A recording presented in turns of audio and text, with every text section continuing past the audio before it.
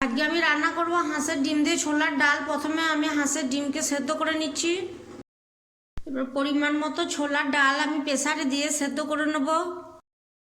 এবার ডিমের খোসা ছাড়িয়ে একটু তেল দিয়ে কড়াইয়ে নুন দিয়ে ডিমকে লাল করে ভেজে নিচ্ছি।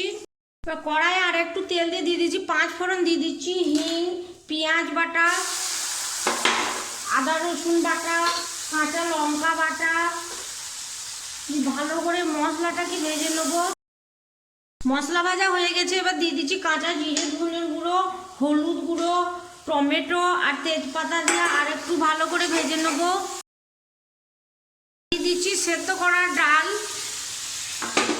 আর পরিমাণ মতো জল দিয়ে এবার দিয়ে দিচ্ছি ভেজে রাখা ডিম, স্বাদ মতো নুন, চিনি দিয়ে আর কিছুক্ষণ রান্না করে নেব। দারুণ স্বাদ তৈরি করে ফেলুন। আর ভালো লাগলে আমাকে সাপোর্ট করুন।